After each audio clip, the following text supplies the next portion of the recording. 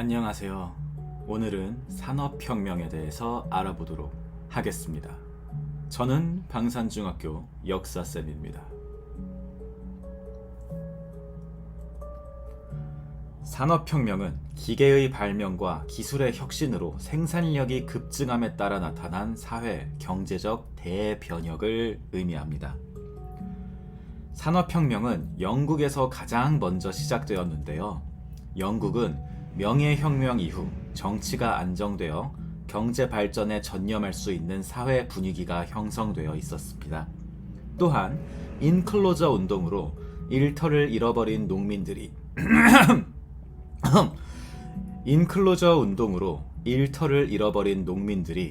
농촌을 떠나 산업 생산의 중심지인 도시로 이동하여 공장에서 필요한 값싼 노동력을 제공하였습니다. 그뿐만 아니라 철, 석탄과 같은 천연 자원이 풍부하였고 일찍부터 넓은 식민지를 확보하여 원료 공급지와 상품 판매처로 활용하였습니다.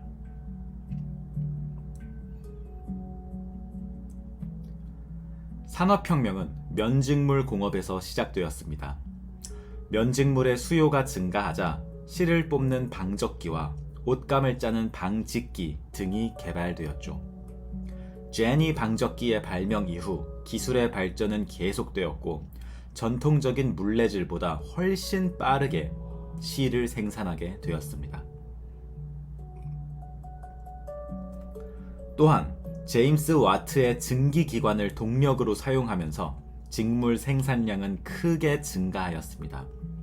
이러한 변화로 면직물 공업은 간의 수공업에서 벗어나 공장제 기계공업으로 발전하였습니다.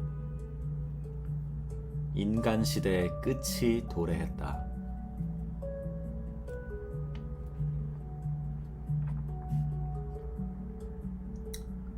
산업혁명의 결과로 영국 면직물이 세계 시장을 장악하자 서양의 각 나라들은 적극적으로 영국의 기계와 기술을 도입합니다.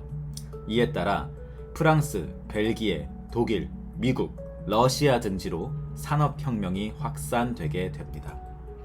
각 나라에서 철도가 건설되어 물자 수송이 원활해졌고 광산 경영이 활발해지는 등 본격적인 산업화가 진전되었죠.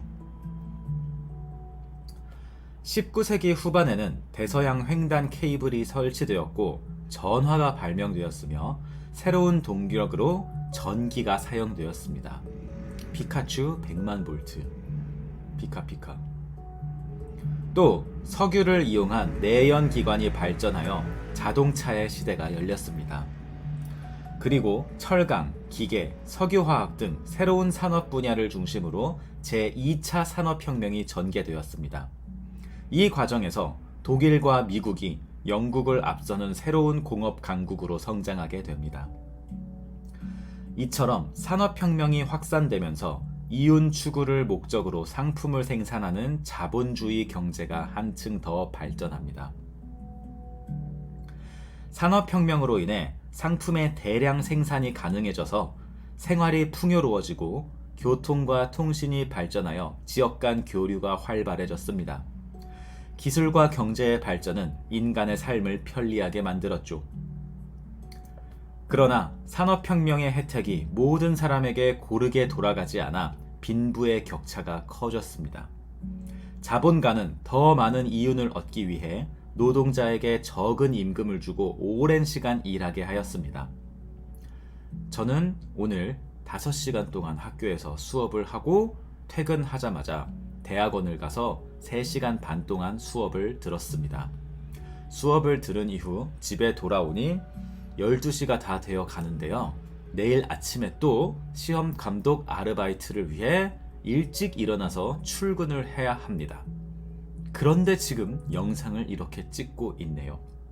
노동자의 가혹한 환경, 더 이상 방관할 수만은 없겠습니다.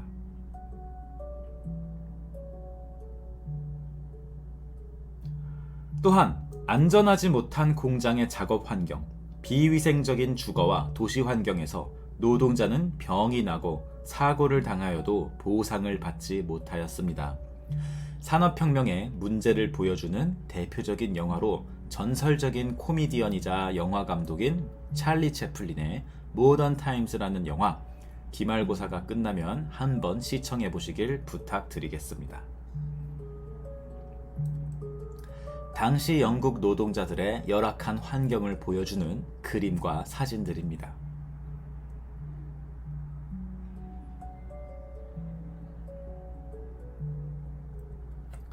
분노한 노동자들은 기계 파괴 운동을 벌이기도 하고 노동조합을 결성하여 노동에 대한 정당한 대가와 노동 조건의 개선을 요구하였습니다.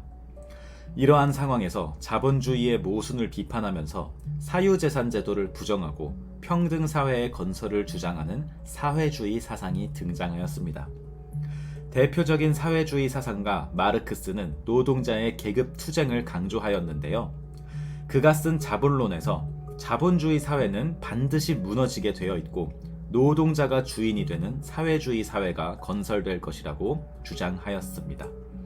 이러한 마르크스의 사상은 이후 노동운동과 사회주의 운동에 영향을 끼치게 됩니다.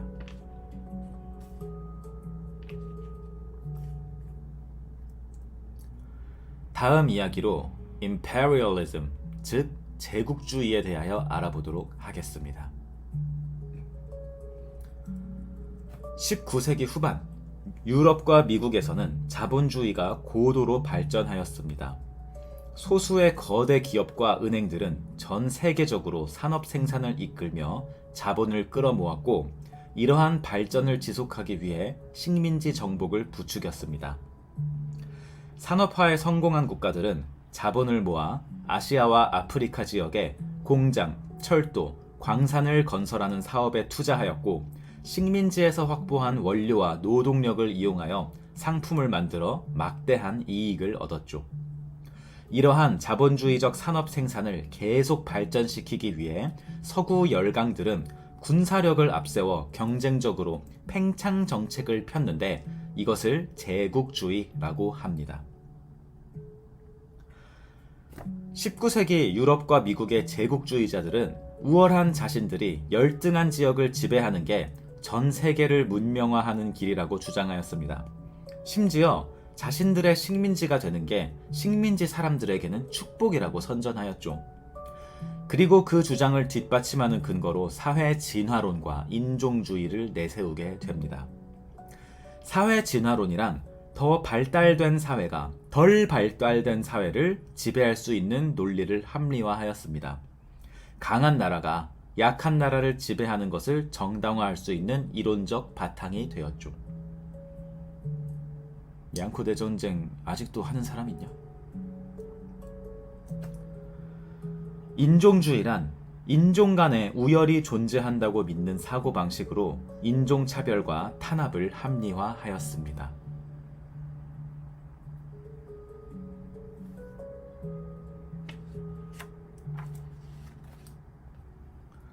19세기 중반, 탐험가들에 의해 아프리카 내륙 지방의 사정이 알려지면서 제국주의 국가들은 앞다투어 아프리카를 침략하였습니다. 영국은 이집트에서 케이프타운 식민지를 잇는 아프리카 종단 정책을 추진하고, 이를 연결하여 인도에 대한 지배권까지 유지하려는 정책을 추진하였습니다. 한편 프랑스는 알제리와 마다가스카르 섬을 연결하는 아프리카 횡단 정책을 추진하여 파쇼다에서 영국과 충돌하기도 하였는데, 이것이 바로 파쇼다 사건입니다. 영국은 인도를 식민지화하는 데 이어 태평양 지역으로도 세력을 뻗쳐 오스트레일리아, 뉴질랜드를 차지하였습니다. 프랑스는 인도차이나 반도를 점령하였고, 네덜란드는 인도네시아를 차지하였죠. 그리고 독일은 태평양의 여러 섬들을 차지하였습니다. 미국은 하와이를 통합한 뒤 에스파냐와 전쟁을 벌여 필리핀, 괌 등을 차지하였습니다. 아시아에서는 일본이 한국과 타이완을 침략하고 만주 지역으로의 침투를 준비하게 됩니다.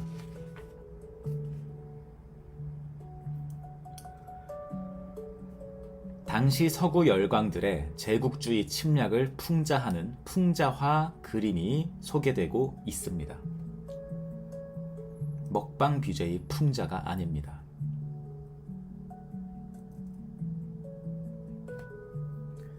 여러분들이 수행평가로 그린 만평 그림, 이 정도 수준으로 아주 잘 그려주셨습니다.